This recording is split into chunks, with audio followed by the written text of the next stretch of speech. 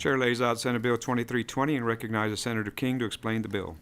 Thank you, Mr. Chairman, members. I became a police officer in 1977, and nothing has improved with regard to DWI injuries and fatalities since then. And I first came to the legislature in 1999. We had in Brock, Texas, which is just down the street from my house, we had 4 Brock High School girls killed in one DWI collision, and nothing has really changed in DWI fatalities since then. And today you're going to hear testimony from Lauren Muckleroy, a mom from Fort Worth whose husband and 2 young children were killed by a drunk driver on their way to see family for the Thanksgiving holiday in 2023. This bill is about protecting your children and grandchildren and loved ones. Frankly, I'm just kind of fed up at this point. Texas Department of Public Safety reports that over 13,000 driving while intoxicated crashes occurred just from 2022 to 2024, resulting in almost 1,287 fatalities. That means that 1 out of every 4 traffic fatalities investigated by the DPS during this time was the result of someone driving while intoxicated. The National Highway Traffic Safety Administration shows that over the 10 years from 2013 through 2022, there were approximately 110,000 fatalities in the United States involving an intoxicated driver. That is double the number of American soldiers who lost their lives during the Vietnam War. Let me say that again. We lost 58,220 soldiers in Vietnam, and just during the 10-year period, 13 to 22, twice that many were killed by intoxicated drivers.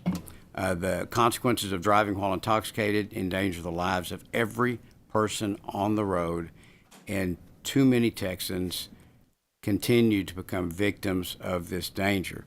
SB 2320 takes steps to address this serious issue by just trying to increase the penalties for driving while intoxicated.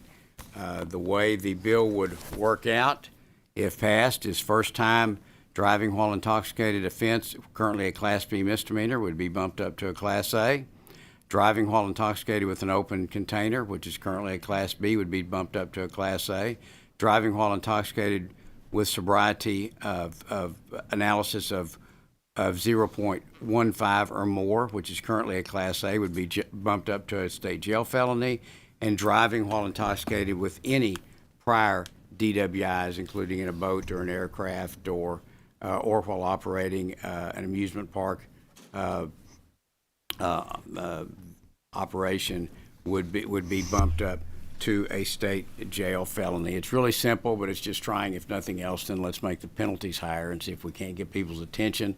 Someone testified earlier that today there's no reason, with Uber and Lyft and the decades of public service announcements and all the advertisements and everything else we've done to try to curb DWI, and it still continues to take deaths every day in Texas. With that, I'd be happy to answer any questions. Any questions, Senator King? With no questions for Senator King at this time, the chair now opens for invited testimony, and then chair calls Bill Rayburn and Lauren Muckleroy.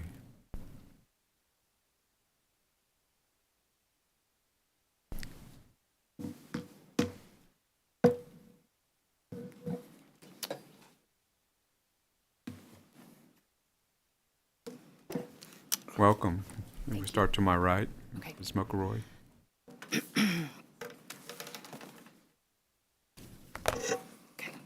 Good morning, Chairman, Committee, Senator King. Thank you for having me. My name is Lauren Muckleroy, and I'm here to testify in support of Senate Bill 2320. As Senator King mentioned, on November 22nd of 2023, my husband, Zach, my 12-year-old son, Judson, my 9-year-old daughter, Lindsay, and myself were driving from Fort Worth to Johnson City to spend Thanksgiving with my side of the family. Unfortunately, we never made it there because another vehicle, driven by a drunk driver, came across 281 and hit us head-on. I was seriously injured and care flighted to Del Seaton here in Austin, But as Senator King mentioned, Zach, Judson, and Lindsay did not survive. Even as I speak those words out loud, it still doesn't seem real or possible, almost 18 months later. I don't remember much from that day, but I will never forget a state trooper telling me all 3 of them were gone. Because the other driver passed away, we didn't find out he was intoxicated until 3 months after our accident. Not only was he intoxicated, but he was found to have a blood alcohol content of 0.261, a little over 3 times the legal limit. In addition, the assumption based on the investigation is that he was drinking in his car while driving from his Marine base in Corpus Christi. This assumption was made based on the lack of stops that he made along the way and timelines determined from police interviews that were conducted. My entire family was gone in a senseless instant. But they weren't gone because of a freak accident or because we were just in the wrong place at the wrong time. I lost my entire family because of an irresponsible and selfish choice. This did not have to happen. My husband, Zach, was gregarious and kind, would do anything for anyone. His nickname in Fort Worth was Mayor Muck, not because he was ever officially elected, but because he made everyone who crossed paths with him feel important and special. Judson was silly, but also empathetic beyond his years. He loved video games, pickleball, football, and just being with his 6th grade friends. Lindsay was full of life. She was a Spitfire, and she would do anything to defend those she cared about most. She should be celebrating her 11th birthday tomorrow. But she doesn't get the chance to turn 11 or 16 or 21. She will never go to a prom. She will never get to go to UT, which was her dream starting in 3rd grade. This was all taken from her. Everything was taken from all 3 of them. They all had so much life left to live. This didn't have to happen. But this is what can happen when someone chooses to drink and drive. My hope and prayer is that lives can be saved as a result of our story, that others can have the chance to live their lives to their fullest as a result of what happened to us. If we can deter just one driver from getting behind the wheel and therefore saving just one life due to harsher DWI penalties, it will be worth it. Thank you for your time and consideration in supporting this bill.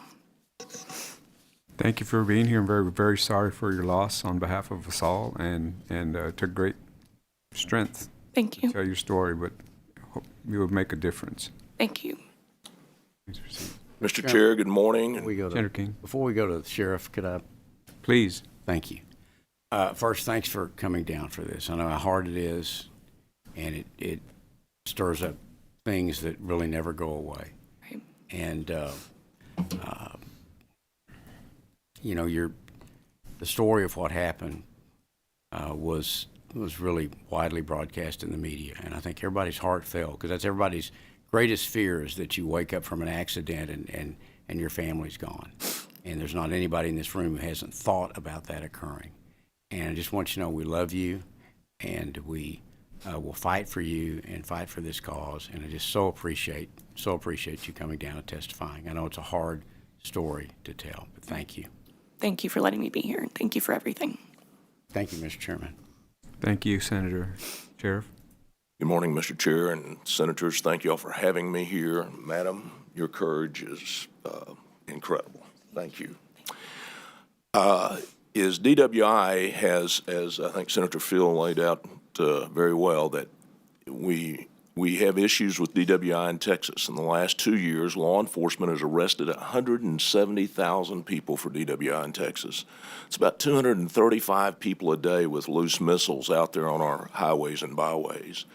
And I think from the previous bills that I have seen today, that this Senate is prepared to send a strong message that we're done with DWI. In Tarrant County, where I'm from, last year we filed 5,100 plus cases of DWI, but still yet we had 18 fatalities and over 30 crashes that had significant injuries just in our county. And that is duplicated all over the state. And to get the attention of the people of Texas and those that are coming in to visit, recognizing that we're a high tourist state, that we send a message: we're not tolerating this. We're not going to stand for this for not one more minute, and we can possibly see a reduction in DWI. I think law enforcement's doing as good a job as they can. We'd like to spur them to a little bit higher on trying to capture the DWI, but once we catch them, we want them to know that the consequences is significant. And what I've seen from this this committee so far today, they have agreed with that. And I would ask you to pass this bill, and let's stand shoulder to shoulder and say, well, we're not going to tolerate drinking and driving. Thank you, Sheriff. Any members? Thank you all for being here. Again, our deepest condolences.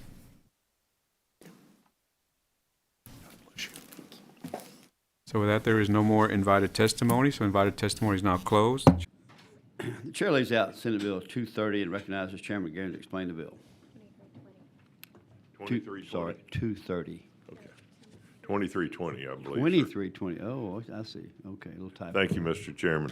Absolutely. Members, Senate Bill 2320 amends the penal code to enhance the penalties for all DWI offenses, including first-time offenders, offenses with open container present in the vehicle, offenses in which the driver's alcohol concentration level was 0.15 or more, and repeat offenses. And the reason I'm carrying this bill, on November 22nd of 23, Lauren McElroy, her husband Zach, and their 12-year-old son Judson and 9-year-old daughter Lindsay were driving from Fort Worth to Johnson City to celebrate Thanksgiving. They never arrived. A vehicle driven by a drunk driver crossed Highway 281, collided head-on with Lauren and her family. Lauren was seriously injured and airlifted to Seton in Austin. Unfortunately, Zach, Judson, and Lindsay did not survive.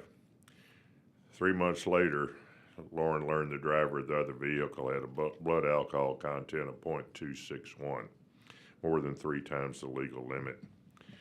The consequences of driving while intoxicated endanger the lives of every person on the road, and too many Texans have become victims. This bill is about protecting our children, grandchildren, and loved ones, and it substantially increases the penalties. And if you have any question about that, they're in the bill, but if you have any questions, I'll be happy to try to answer them. Questions, Mr. Chairman? Thank you, sir. Thank you. If there are no further questions, the chair will move on to witness testimony. The chair calls Mark Thiessen, representing self. Okay. You're registered as Mark Thiessen, representing yourself. And Yes, you're sir. on for or against the bill? I'm against the bill. Against the bill. Thank you. Go ahead. So why you can trust me this morning is because this is against my best financial interest. I am one of 5 DWI specialist defense attorneys in the state of Texas. This is bad for my business, but I'm here to tell you the truth about this. People say, Mark, how can you represent DWI clients? Because you don't have to be a bad person to get a DWI. I've represented, we all know friends that have DWIs. I've represented police, doctors, lawyers, politicians, judges. In fact, our beloved ex-governor, George Bush, has a DUI.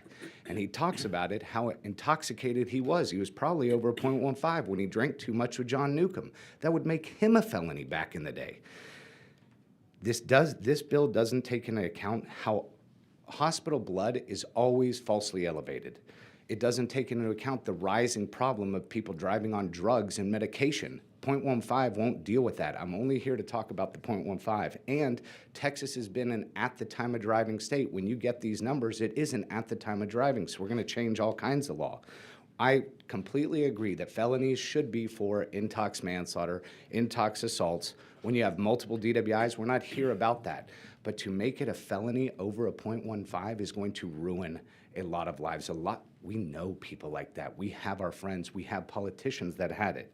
So I believe that this bill will ruin, strictly only because of the .15 making it a felony, will ruin more lives than deter it, because honestly, being in the trenches, what's going to happen when they make that a felony, they're just going to plead it down to a misdemeanor.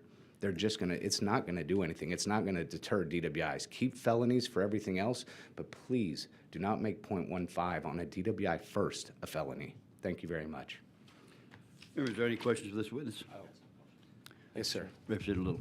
Thank you, Chairman. I don't know how much you see this in your practice, but it seems to me, or one of the things that I observe about other people is that it's not so much the level of intoxication from alcohol, but that people are mixing that with benzos and other drugs. And I mean, they don't need to be 0.15 to be way more intoxicated than somebody is 0.08 mixed with other prescription medication. Do you see that in your practice? I think it's rising right now. We're getting a lot more medication and weed and all the different drugs. But here's the problem with all the so a 0.15 won't catch any of those drugs, right? That's what I'm saying. But the problem is that on the 0.1, well, I am seeing all of that, and it's not going to catch it. So maybe more people are going to be like, well, I'm just going to keep taking my medication. And the problem is there is no magic number for these pills. Just because you took a Xanax yesterday to relax after work, you're still testing positive the next day, even though it's not psychoactive. And so just because it's in your blood for the next 3 days and it's going to show with that alcohol content, it's not necessarily psychoactive. Just because you took a hydrocodone this weekend for knee pain, you're still testing positive today, you know, as it gets out of your system, but it's not necessarily psychoactive with the alcohol. Okay, thank you. No problem. Anything else? Any other questions? Thank you, sir. Thank you very much. The chair calls Douglas Huff, representing self. You're registered as Douglas Huff, Yes, representing yourself? And Yes, you're- I am. And you're on for or against the bill? I'm against the bill. Okay, thank you. Go ahead. My name is Douglas Huff. I'm a defense attorney as well, based out of Dallas, Texas. I strongly oppose the Bill 2320 because it escalates punishment for first-time DWI offenders without improving public safety, and it strains our already overloaded courts and jail systems and removes flexibility for the justice that justice demands. First, the bill will elevate first-time DWIs from a Class B to a Class A misdemeanor, and in some cases to a state jail felony. That's a massive leap in punishment for people who, in many cases, made a mistake but were not involved in an accident, didn't harm anyone, and often had no previous criminal history. Second, the bill would make it a state jail felony if a person's blood alcohol content is over 0.05 or more, and even on a first offense. That means someone who has 2 or 3 drinks too many can now be branded a felon for life. This isn't targeting repeat offenders or people who cause harm. This does not target intox manslaughters or intox assaults. It's punishing statistical risk with lifelong consequences. Third, the bill elevates a second DWI to a state jail felony regardless of how long the first one occurred. I've represented clients with DWIs in their early 20s, and then 20, 30 years later, they are charged with a DWI, and this law would force a felony on someone who's lived clean for decades. To be clear, we support laws against dangerous repeat DWI conduct, but felony convictions destroy careers, it limits housing, it devastates families and career opportunities. I urge you not to turn thousands of working Texans into felons, and I'm asking for you to reject 2320. Thank you. Thank you. Any questions? Sure. Mr. Little? How much of the DWI docket does this shift from county court at law to district court? I think it would shift a massive amount from county court to district court, because now, as soon as we move anything to state jail felony, It automatically goes to district court, it's right? going to district court. And so what is the volume that we're talking about? Do you, I as can't a speak- practitioner, feel like you have a sense of that? I mean, I can give you a sense of it. I mean, just thinking about the 0.15 or greater or second-time DWI that would now be considered, now that we're going into a state jail felony, I would imagine just from the docket that I normally work, that's going to change half of my caseload from misdemeanor to felony. That's moving things from county court to district courts. That's going to put an incredible burden on our judicial system. It would be massive. It would be massive. Okay. Thank you. Thank you. Any other additional questions? Chair would like to recognize Representative Bowers in attendance. Thank you, sir. Thank you. Chair calls David Gonzalez.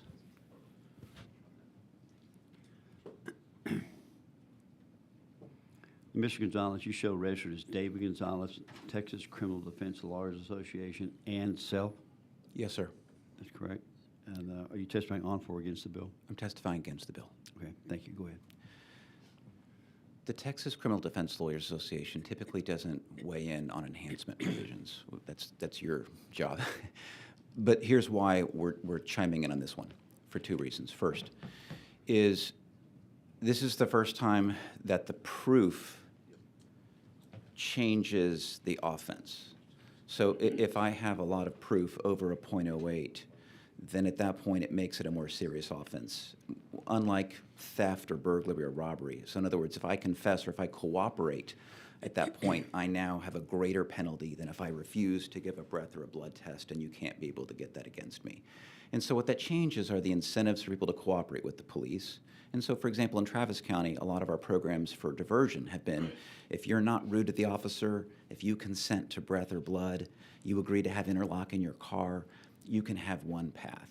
Instead, this now changes that to how we used to be 10 years ago, where lawyers are saying, look, there is no incentive to cooperate or give breath or blood. You're only giving an incentive to take a misdemeanor into a felony.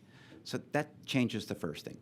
The second is, for many of us who see these cases, I say typically for representing women who have no concept that 2 glasses of wine can very quickly get you into much higher BACs than you thought. And so it's the behavior that we look to disincentivize, not the actual amount that metabolizes in your bloodstream. As for many of my clients who have felt when they started driving that they were okay, and then they pulled over because something wasn't seeming correct, and they're in the side of the road and they're not driving, they're still arrested because the officer's like, well, you used to be driving. I would like to incentivize the people that feel like they're too intoxicated to pull over, but now the very folks that feel that and pull over that have a high BAC are the ones that now are subjected to felony punishment as compared to what's happening right now, which is misdemeanors or diversion. It dramatically changes, I think, both county court versus district court, and just a lot of incentives of what now we lawyers are going to advise people on whether you should give a breath or a blood test. Members, questions? Thank you, sir. Thank you. Chair calls C.J. Grisham.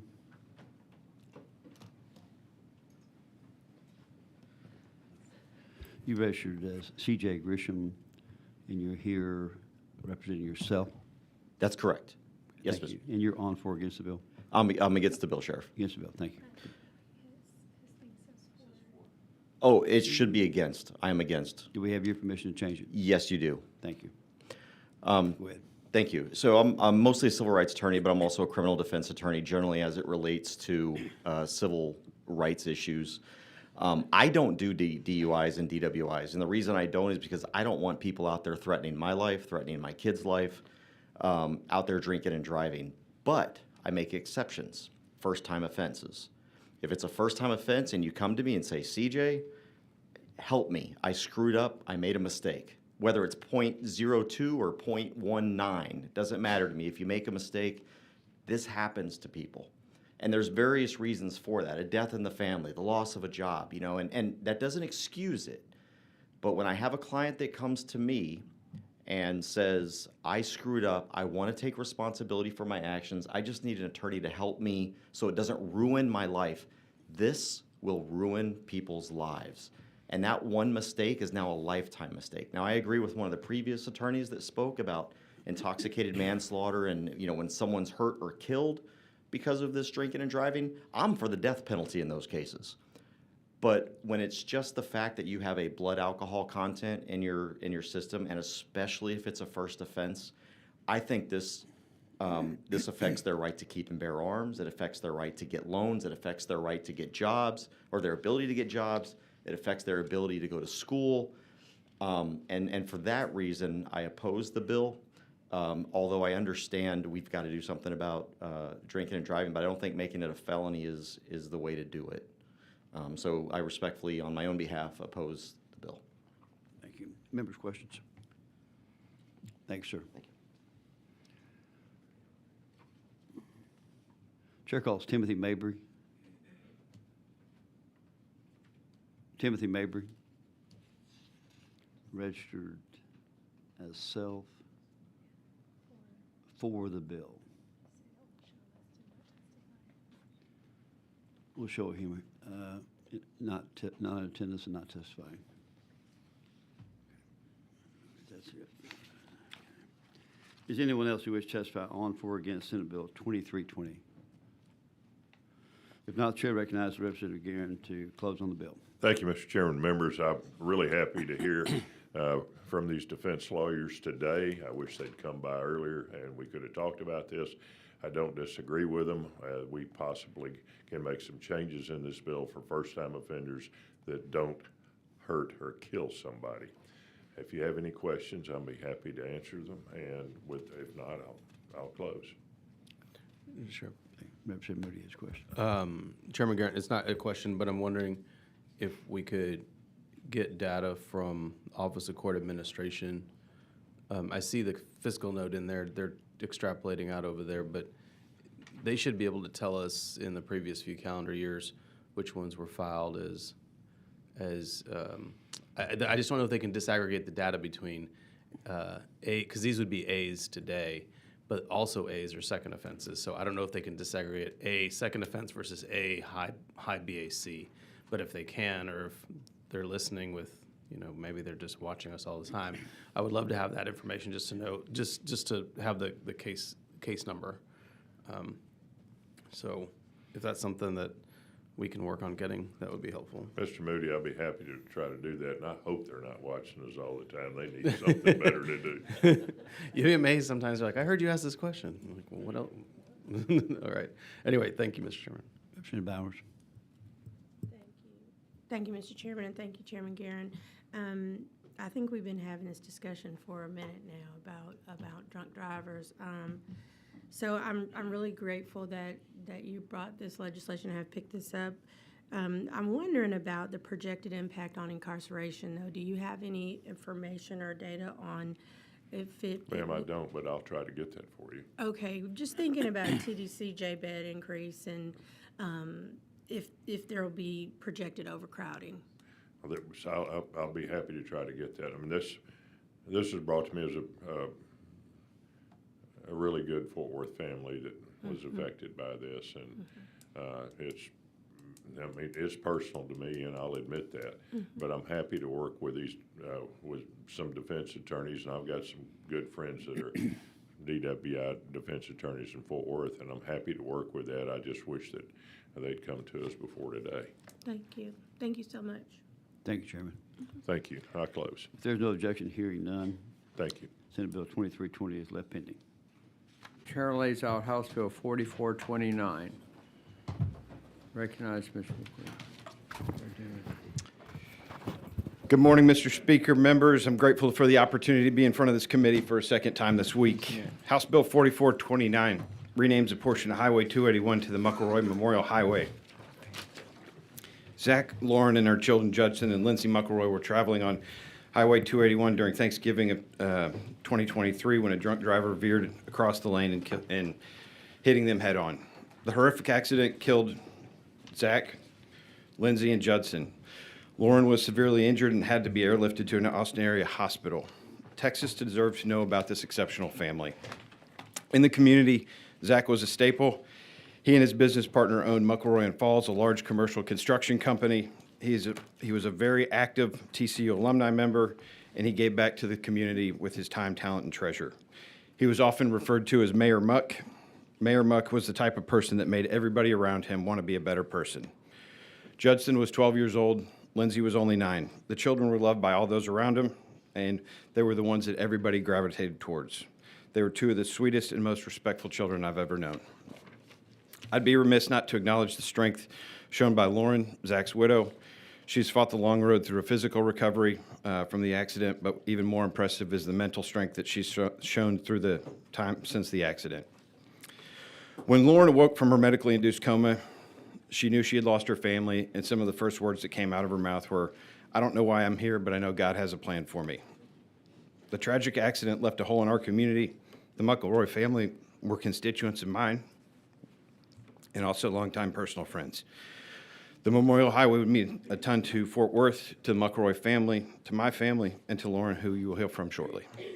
Thank you for your time, Mr. Speaker. Members, I request the right to close. Take any questions. Are there any questions? Chair hears none. Thank you very much. Do you want to close real quick? Do you want to just go ahead and close? Oh, wait a minute. Are we going to have? Lauren Muckle. Chair recognizes Lauren McElroy.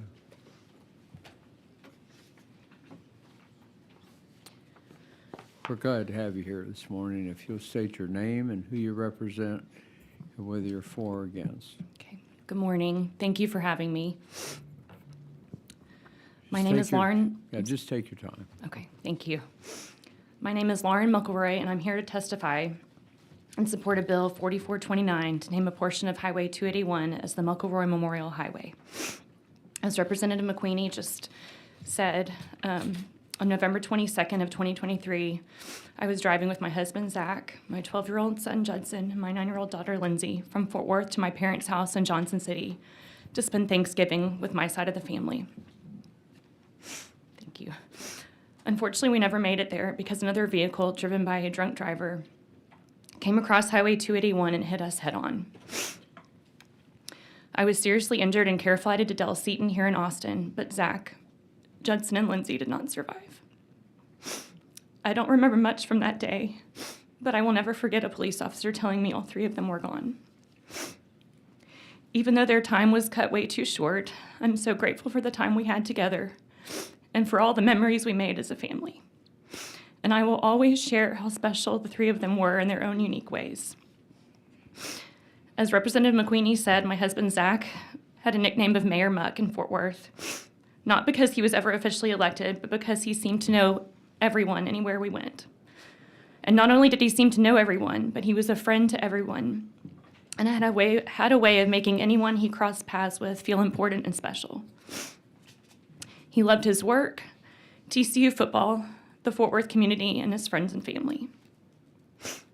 Our son Judson was silly, but also thoughtful and empathetic beyond his years. He also had a way of making other kids feel comfortable and special, just like his dad. His smile was so infectious, and it could truly light up a room. He loved video games, of course, pickleball, football, soccer, and just being with his 6th grade friends. Lindsay was full of life and a social butterfly. She was sweet, but also spunky. She would do anything to defend her friends and family. Let's just say you didn't want to cross her or mess with anyone she cared about. Just ask her friends who are now in 5th grade. They would have lots of stories to share. She loved volleyball, Taylor Swift, pugs, and sleepovers with friends. This past November, the state trooper who investigated our accident reached out to let me know that construction was underway on US 281 in the entire area of our crash.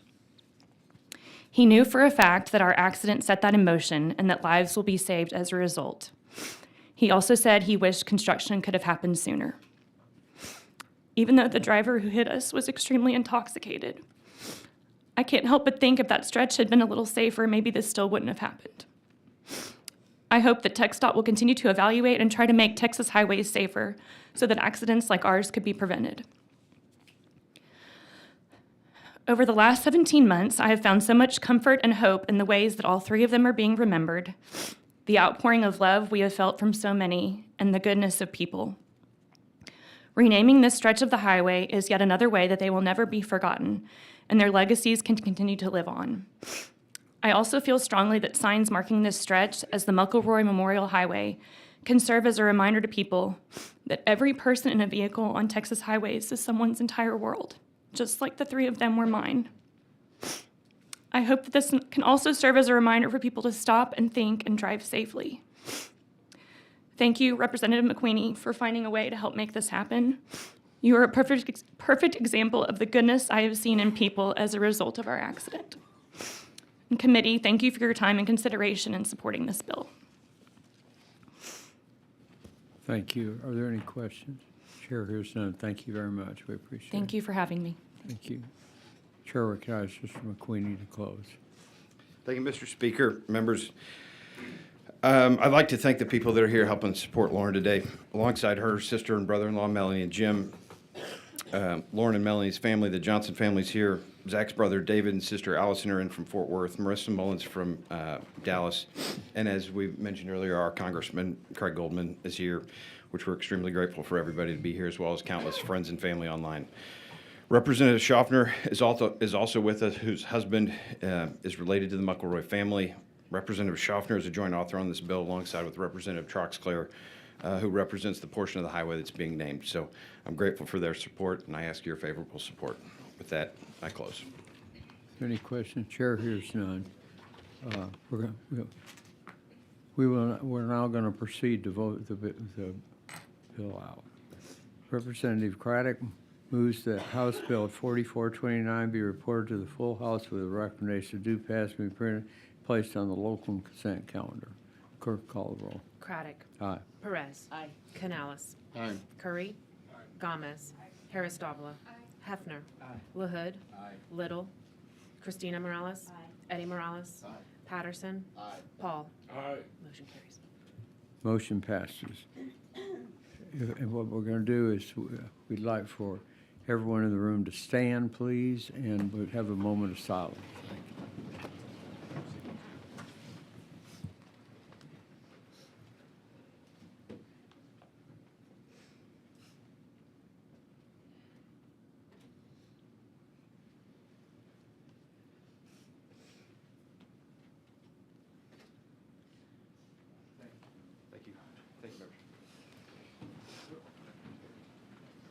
Thank you for coming. Thank you all for coming. We appreciate it.